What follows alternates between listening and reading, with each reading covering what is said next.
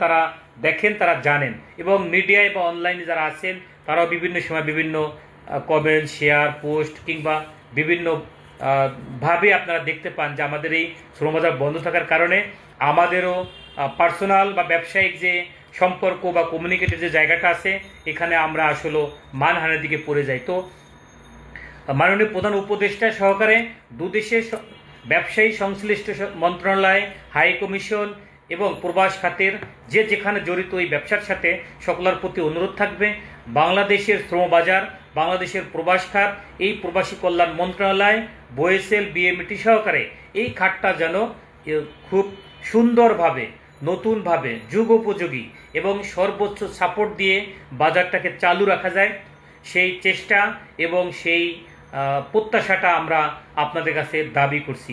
অবশ্যই যেন পুরাতন আটকে পড়া যাত্রীরা খুব শীঘ্রই ফ্লাই করতে পারে, পাশাপাশি বন্ধ থাকা শ্রমবাজারটাও যেন এই সফরের মাধ্যমেই চালু হয়, সেই প্রত্যাশা আমাদের। আমি এখন কিছু কমেন্টসের উত্তর দেব যারা আমাকে এখানে কমেন্টস করছিলেন। যদি আরও কারো কিছু জানার থাকে আপনারা প্রশ্ন করতে পারেন, আমি চেষ্টা করব উত্তর দেওয়ার। একবার প্রশ্ন করছেন এমডি আনোয়ার হোসেন, এই অফিস কোথায়? ভাই, আমার অফিস পুরোনা পল্টন টাওয়ার, 3য় তলা, ঢাকা। আমি এই প্রতিষ্ঠানের প্রোপাইটার HM জসিমউদ্দিন চাঁদ। গ্রামে থাকি, পুরাতন মামলা আছে, মালয়েশিয়া যাওয়া যাবে কি? মার্ডার মামলা 13 বছর পুরাতন। ভাইজান, আমি এটা বলতে পারবো না। যদি আপনি গ্রেপ্তারি পরোয়ানা না থাকেন হয়তোবা যেতে পারবেন, যেহেতু 13 বছরের পুরাতন মামলা।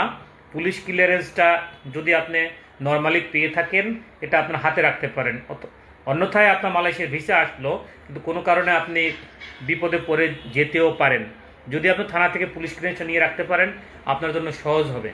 একবার প্রশ্ন, বড় ভাই, আমার ট্রেনিং করার জন্য মেসেজ আসছিল 19 তারিখ, কিন্তু আমার শরীর খারাপ থাকার কারণে যাইতে পারি নাই, এই মেসেজটা ডিলিট হয়ে গেছে, এখন আমার করণীয় কি ভাই? আমি মনে হয় আপনাকে হোয়াটসঅ্যাপে এটার জবাব দিয়েছিলাম।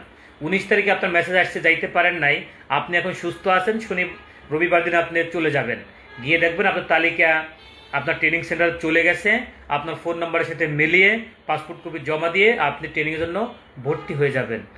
ভাই সেলিম হোসেন বলেছেন, মালয়েশিয়ার কি কলিং ভিসা কবে খুলবে? আমি উত্তর দিয়ে গেছি ভাইজান, আগামী 11 তারিখে প্রধান উপদেষ্টার সফরের মাধ্যমে আমরা আশা করি বন্ধ থাকা শ্রমবাজারটি খুলে যাবে। এক ভাই প্রশ্ন করছেন, আমি গাজীপুর থেকে দেখছি, আপনাকে আগামী উপজেলার চেয়ারম্যান হিসেবে দেখতে চাই। আমার প্রিয় ভাই মোল্লা কামাল হোসেন। ভাই, ক্ষমতা দেওয়া নেওয়ার মালিক আল্লাহ, সম্মানিত করার, অপমানিত করার মালিকও আল্লাহ। আল্লাহ উত্তম পরিকল্পনাকারী। আমার দ্বারা যদি এমন কিছু জনগণ প্রত্যাশা করে, কামনা করে এবং আল্লাহ যদি কবুল করে, এটা হলেও হতে পারে। আপনার দোয়া আল্লাহ কবুল করুক। আরেকভাবে প্রশ্ন করছেন, আসসালামু আলাইকুম, যারা পাস উপায় নাই, যারা নতুন পাসওয়ার্ড বানাইছে ভাই, তাদের কি সমস্যা? ভাই, পাসপোর্টের কথা মনে বলছেন ভাই? কথা বুঝি নাই। যদি আপনার পাসপোর্ট আপনার হাতে না থাকে কিংবা এজেন্সিতে পড়ে থাকে, আপনি নতুন পাসপোর্ট বানাইছেন, আপনার পুরনো পাসপোর্ট নাম্বারে যখন মেসেজ আসবে আপনি পুরনো পাসপোর্ট দিয়ে ভর্তি হবেন, নতুন পাসপোর্ট সেখানে সংযুক্ত করে দেবেন।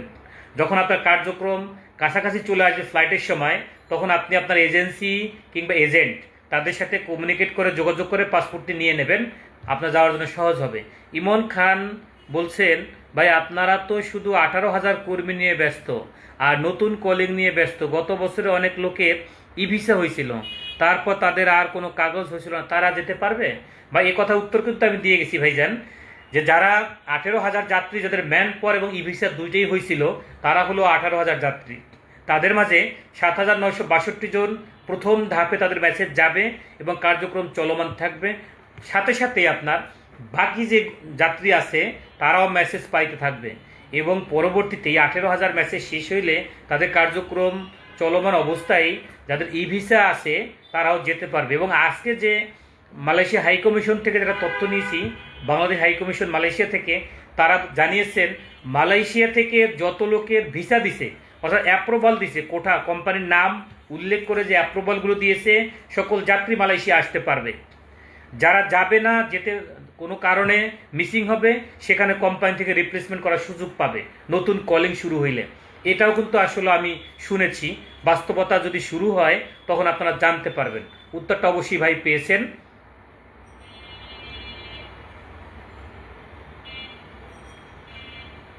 নতুন লোকরা যেতে পারবে না ভাইয়া, নতুন লোক যেতে পারবে 11 তারিখে সফরের মাধ্যমে, প্রধান উপদেশের সফরের মাধ্যমে এই বাজারটি খুলে যাবে আমরা আশা রাখি। কলিং কি সত্যি সত্যি খুলবে? জি ভাইজান, কলিং সত্যি সত্যি খুলবে। আপনি অপেক্ষা করেন এবং দোয়া করেন। এক ভাই বলছে কলিং এই মাসে কি নতুনদের জন্য মেডিকেল হবে? সেটা 11 তারিখে প্রধান উপদেষ্টা মালয়েশিয়া গেলে এবং তার এই সফর শেষ করা পর্যন্ত আমরা বুঝতে পারবো যে মেডিকেল শুরু হবে কি না। আমরা আশা রাখি মেডিকেল শুরু হবে।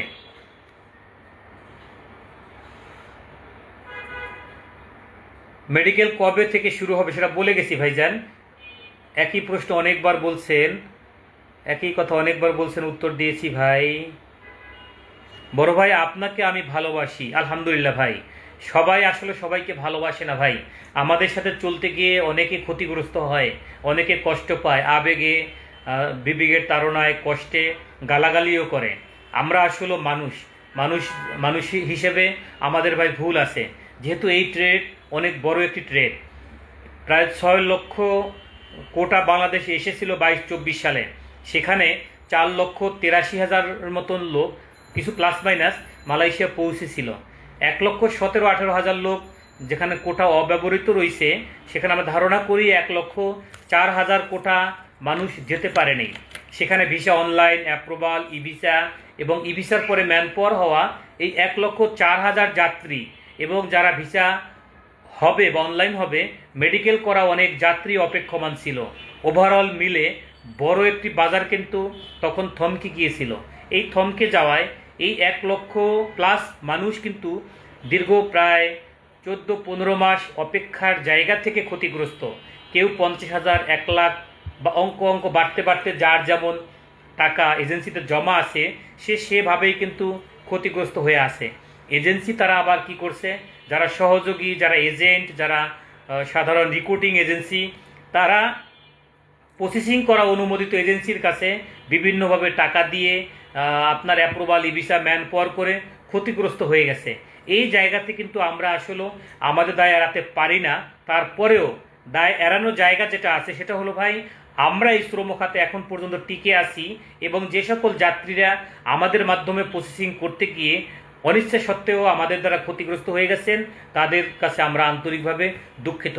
আপনি শাহরিয়ার ভাই যেমন বলেছেন, আপনি শরীয়ত ভাই যেমন বলেছেন যে বড় ভাই আমি আপনাকে ভালোবাসি, এই ভালোবাসাটা শুধুমাত্র আমার কর্মের জন্যই হোক, আমার ব্যবহারের জন্যই হোক, আমার সেবার জন্যই হোক, কিন্তু আমার দ্বারা ক্ষতিগ্রস্ত হওয়া যারা আছেন, এই অনিচ্ছা সত্ত্বেও যারা ক্ষতি হয়ে গেছেন, তাদের কাছে আমি আন্তরিকভাবে ক্ষমা চাচ্ছি এবং পরবর্তীতে যদি কখনো সেবা দিয়ে আপনার এই ক্ষতি পোষাই দেওয়ার সুযোগ আসে, আমি সেটা আমার জায়গা থেকে সর্বোচ্চ চেষ্টা করব। এবং এই শ্রম খাতের যারা আমার মতন জড়িত আছেন, যাদের দ্বারা এমন অনিচ্ছা সত্ত্বে যারা ক্ষতির শিকার হয়েছে, তাদের পক্ষ থেকেও আজকে আমার লাইভ যারা দেখতেছেন আমি আপনাদের কাছে আন্তরিকভাবে ক্ষমা চাচ্ছি। পরিবেশ পরিস্থিতি স্বাভাবিক হলে তখন আবার আপনাদের এই ক্ষতি, এই লস, এই কষ্টটা ভালোবাসা এবং সেবার মাধ্যমে আমরা পুষিয়ে দেওয়ার চেষ্টা করব। এক ভাই বলছেন নতুন কলিং নিয়েই সবাই আলোচনা বেশি করেন, তো বেশি জসিম ভাই, আমি 18,000 কর্মীর মধ্যে ভিসা ম্যান পাওয়ার হওয়া এবং একজন ভুক্তভোগী, আমার মেসেজ এসেছে ইনশাআল্লাহ। জি সৈয়দ ভাই, আলহামদুলিল্লাহ আপনার মেসেজ আসছে। আপনার মতন সবাই মেসেজ পাক, সবাই মালয়েশিয়া যেতে পারুক সেই দোয়া করি। কলিংয়ে কত টাকা খরচ হতে পারে, এইটা একটা গুরুত্বপূর্ণ প্রশ্ন আপনারা যারা করেন। আপনারা জানেন যে মালয়েশিয়াতে যাওয়ার জন্য যারা অপেক্ষমান, বিগত দিনে যারা গেছেন, এদের সরকারি একটা টাকার অঙ্ক দেওয়া ছিল 78,990 টাকা। এবছর হয়তো বা আপনারা সেরকমই একটি সরকারি দিক নির্দেশনা পাবেন। টাকার অঙ্কটা হয়তো এমন হতে পারে কিংবা প্লাস মাইনাস হতে পারে, সেটা আপনারা কার্যক্রম শুরু হলে বলতে পারবেন। আর এর ভিতরে বাইরে যদি আর কোনো গল্প থাকে এটা আপনারা অবশ্যই জানেন, এটা পরিবেশ পরিস্থিতি কিংবা কাজ শুরু হলে আপনারা জানতে পারবেন। আজও ভালোবাসি তোমায় বন্ধু ভাই বলছেন ভাই আমার ই ভিসা হয়েছিল, এখন কি আমি মেসেজ পাবো ভাইয়া? জি ভাইজান, আপনি মেসেজ পাবেন, আপনি অপেক্ষা করেন। প্রথমে বলে গেছি, যারা ই ভিসা এবং ম্যান পাওয়ার দুইটাই পেয়েছেন তাদের মধ্য থেকে 7,962 জন আগে মেসেজ পাবেন। তার পরবর্তীতে বাকি 18,000-এর বাকি সদস্য মেসেজ পাবেন। এরপরে ই ভিসা যারা পেয়েছেন শুধুমাত্র ই ভিসা, তারাও মেসেজ পাবেন। হতে পারে যারা অ্যাপ্রুভাল পেয়েছিলেন শুধু অ্যাপ্রুভাল, তারাও মেসেজ পাবেন, এবং পরবর্তী স্টেপ বাই স্টেপ বাকি কাজগুলো সম্পন্ন হবে, এমনটাই আমি তথ্য পেয়েছি। ই ভিসা যাদের হয়েছে তারা কি বোয়েসেল এর মাধ্যমে যেতে পারবে? জি ভাইজান, এরকমই মেসেজ পাইছি ইনশাল্লাহ।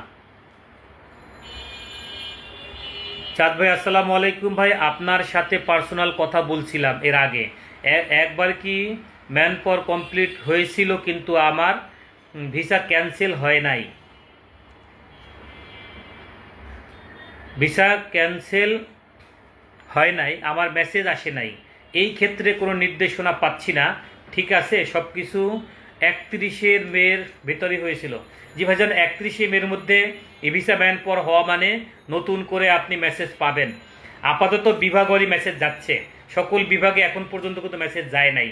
আর মেসেজ যাওয়াই কিন্তু শেষ না, ট্রেনিং শুরু হওয়া, ট্রেনিং শেষ হওয়া, এগুলোর পরে অন বাই অন প্রসেসিংয়ের সিস্টেমটা সরকারের নির্দেশনা মতে বোয়েসেল যেভাবে সম্পন্ন করার পরে আপনারা তাদের দিক নির্দেশনা এবং পরবর্তী নোটিশ প্রজ্ঞাপন পেয়ে সেভাবে আপনারা কাজ করবেন।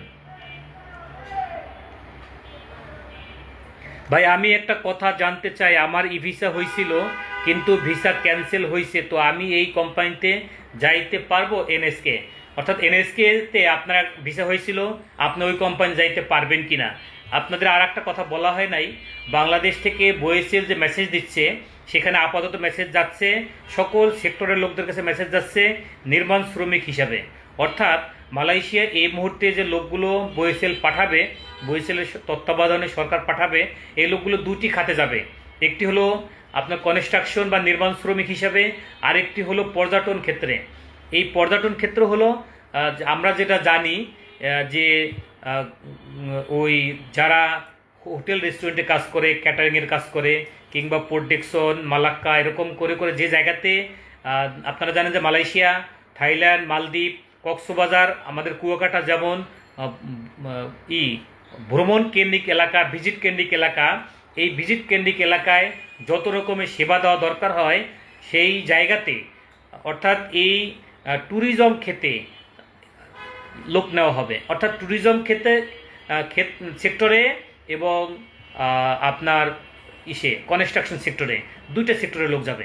এখন এই নির্মাণ শ্রমিকের যে লোক যাচ্ছেন এরা হয়তোবা কনস্ট্রাকশনের লোকগুলোই কনস্ট্রাকশনে যাচ্ছেন, আর যারা সার্ভিস সেক্টর কিংবা অন্যান্য কোনো সেক্টরে ছিলেন তারা হয়তোবা হতে পারে কনস্ট্রাকশনেও মেসেজ যাচ্ছে, অথবা ট্যুরিজমের মেসেজ যখন যাওয়া শুরু হবে তখন মেসেজ যাবে। এখন পর্যন্ত কিন্তু আসলে ক্লিয়ার না। আমরা যদি বুঝতে পারতাম যে ট্যুরিজমে কারা যাচ্ছে, কনস্ট্রাকশনে কারা যাচ্ছে, এমন কোনো লিস্ট এখন পর্যন্ত হয় নাই, মানে অফিসের বাইরে আসে নাই, যে কারণে আমরা আসলে জানতে পারতেছি না বা আপনাদের বলতে পারতেছি না যে কোন ক্যাটাগরির লোক কোন সেক্টরে যাচ্ছে কিংবা কারা কোন সেক্টরে যাচ্ছে। এরকম কোনো লিস্ট আমরা এখন পর্যন্ত পাইনি। যেহেতু প্রাথমিক অবস্থায় এখন আপনার কনস্ট্রাকশন সেক্টরে মেসেজ যাচ্ছে নির্মাণ শ্রমিক হিসেবে, তো আপনি নির্মাণ শ্রমিক হিসেবে যেতে চান, যেতে ইচ্ছুক, এরকম কোনো ফোন বা মেসেজ গেলে আপনি অবশ্যই ট্রেনিংয়ে ভর্তি হয়ে যান। কে কোন সেক্টরে ছিলেন, কে কোন সেক্টরে যাওয়ার ইচ্ছা ছিল, স্বপ্ন ছিল, এগুলো বাদ দেন। আগে আপনার বিদেশ যাওয়ার যে স্বপ্নটা, এই জায়গা থেকে আপনি যাতে সফল হতে পারেন সেই জায়গার স্বপ্ন নিয়েই আপনি নির্মাণ শ্রমিক হিসেবেই ট্রেনিং কমপ্লিট করেন। পরবর্তী যে ধাপ অন বাই অন আসবে তখন সেই কাজগুলো সম্পন্ন করবেন।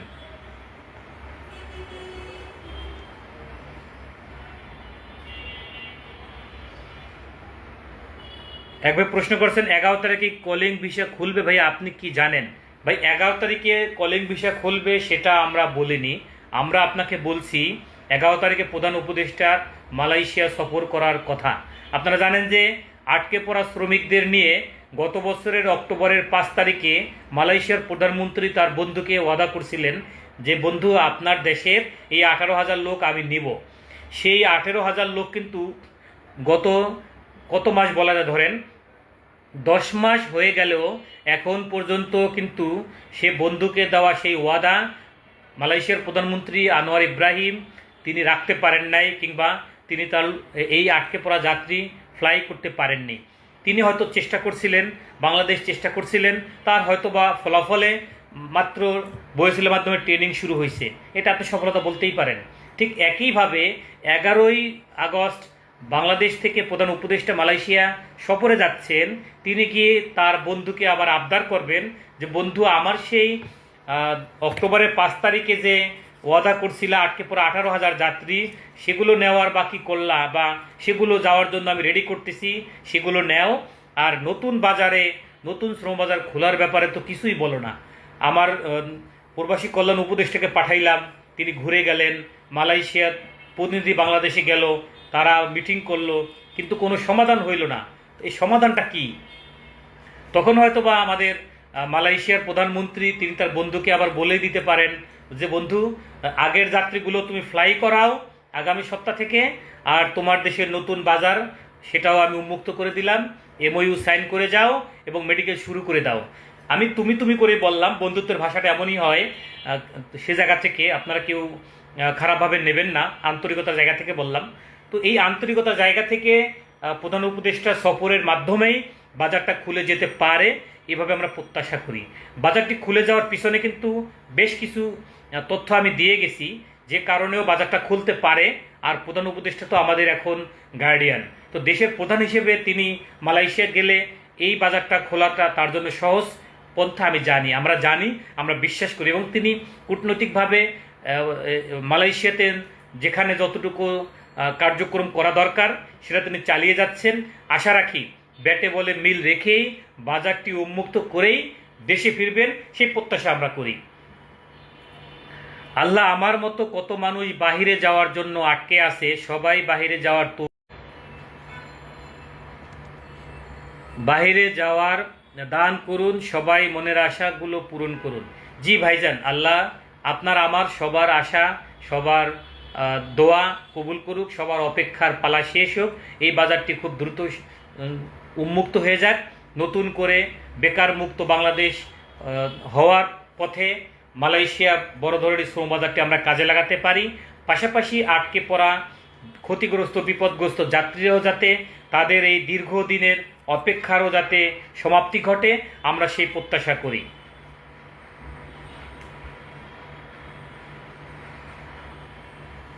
তো যাই হোক, আমার সাথে এখন বাংলাদেশ সময় রাত 9:30 বাজে, মালয়েশিয়া রাত 11:30। এত সময় যারা যুক্ত ছিলেন, আপনারা জানেন যে আমি এত সময় আপনাদের সাথে যুক্ত ছিলাম পুরানা পল্টন টাওয়ার 3য় তলা, ঢাকা থেকে। আমি যুক্ত ছিলাম আমার চেম্বার, আমি এই প্রতিষ্ঠান চাঁদ ট্রাভেলসের প্রোপাইটার HM জসিমউদ্দিন চাঁদ। আমার সাথে আপনারা সরাসরি ফোনে কথা বলতে চাইলে, হোয়াটসঅ্যাপ ইমোতে কথা বলতে চাইলে যোগাযোগ করতে পারেন 01711969883। এই নাম্বারটা আমার পার্সোনাল নাম্বার। ঠিক একই নাম্বার আরেকটা আমার অফিসিয়াল নাম্বার আছে 01975023303। এই দুটি নাম্বার আমার কাছে থাকে। আপনারা চাইলে যে কোনো প্রয়োজনে ফোন বা মেসেজ করতে পারেন, আমি আপনাদের সর্বোচ্চটুকু সেবা তথ্য দেওয়ার চেষ্টা করব। পাশাপাশি আমার অফিসের মার্কেটিং হেড 01816631313। এই নাম্বারটি মার্কেটিং হেড ইমরান সাহেব। আপনারা যে কোনো প্রয়োজনে তার সাথে যোগাযোগ করতে পারবেন, যে কোনো তথ্য দিয়ে সে আপনাদের সহযোগিতা করবে, সর্বোচ্চ সেবাটুকু দেওয়ার চেষ্টা করবে। পাশাপাশি আমাদের প্রতিষ্ঠানের ম্যানেজার, তার নাম্বারটা আমার গ্রামের নাম্বারের সাথে সেম টু সেম মিল, 09119698883। আপনারা চাইলে এই নাম্বারটিতেও যোগাযোগ করতে পারেন। আমাদের অফিসিয়াল এই 4টি নাম্বারের পাশাপাশি আমাদের অফিসের টেলিফোন নাম্বার আপনারা যোগাযোগ করতে পারবেন। অফিস চলাকালীন সময়ে টেলিফোন নাম্বার আমাদেরকে পাবেন। পাশাপাশি আপনারা চাইলে সরাসরি আমাদের অফিসে যোগাযোগ করতে পারেন, সরাসরি ভিজিট করতে পারেন। পাসপোর্ট, ভিসা, বিমান টিকিট, সৌদি, মালয়েশিয়া, দুবাই সহ মধ্যপ্রাচ্যের যে কোনো দেশের যে কোনো তথ্য, যে কোনো সেবা দিয়ে আপনার সহযোগিতা পাবেন। আমরা চেষ্টা করব সর্বোচ্চ সেবা দেওয়ার। আপনারা জানেন যে আমরা ইউরোপ, কানাডা, অস্ট্রেলিয়া, আমেরিকা নিয়ে কাজ করি না। এক্ষেত্রে আপনারা কেউ আমাদের এই ব্যাপারে প্রশ্ন করলে আমরা কোনো তথ্য দিতে পারবো না, আপনারা ব্যর্থ হবেন। যে তথ্য আমরা দিতে পারবো সে তথ্য নিয়ে আপনারা যে কোনো সময় আমাদের সাথে যোগাযোগ করতে পারেন। এবং বিগত 17-18 সালের কলিং ভিসা, 22-24 সালের কলিং ভিসা, এবং 13 থেকে 17 সাল পর্যন্ত মালয়েশিয়ার স্টুডেন্ট ভিসার মাধ্যমে আমরা বাংলাদেশের এই প্রবাস খাত, এই শ্রম খাত, এই বেকার যুবকদের, বেকারদের কাজে লাগিয়ে আমরা এই বেকারদের কাজে লাগিয়ে আমরা রেমিডেন্স বাংলাদেশ থেকে আনার জন্য রেমিডেন্স যোদ্ধার সহযোগী হয়ে আমরা চেষ্টা করি কর্মসংস্থান তৈরি করা। আমাদের এই কার্যক্রম দেশের সেবার জন্য, দেশের উন্নয়নের জন্য কাজে লাগুক, সেই প্রত্যাশাই আমরা সবসময় করে থাকি। এক ভাই প্রশ্ন করছেন, আমাদের সিরাজুল ইসলাম ভাই, এখানে কেউ গালি দিয়ে অভদ্রতার পরিচয় দিবেন না। জি ভাই, আমি সেটা প্রথমেই বলে গেছি, কারণ এখানে গালি দেওয়ার কিছু নাই ভাই, আপনি আমাকে গালি দিতেই পারেন। আমি প্রথমেই বলে গেছি যে 100 জনের সাথে কাজ করতে গেলে আমি 100 জনকে খুশি করতে পারবো না। যদি 1 জন 2 জন 5 জন আমার দ্বারা অখুশি হয়ে থাকেন, খারাপ সেবা পেয়ে থাকেন, সেক্ষেত্রে আমি আন্তরিকভাবে দুঃখিত। এখন আপনার যদি মনে হয় যে এই বাংলাদেশে সকল রিক্রুটিং এজেন্সি, সকল এজেন্সি, সকল ট্রাভেল এজেন্সি, কনসালটেন্সি কিংবা সকল ব্যবসায়ী আপনার কাছে চিটার, বাটপার, আদম, দালাল মনে হয়, সেক্ষেত্রে মনে করবো যে আপনি মানসিক বিকারগ্রস্ত, আপনার দ্বারা এইসব কমেন্টস করা হতেই পারে। কারণ আপনারা জানেন, আমি বারংবার বলে থাকি যে বাংলাদেশ থেকে প্রতিদিন যত বিমান ওঠে এবং নামে, সেই শ্রমখাত, সেই প্রবাস খাত, সেই ট্রাভেলার সাথে, সেই প্লেন ওঠানামার সাথে এই বড় শ্রম বাজারটা জড়িত।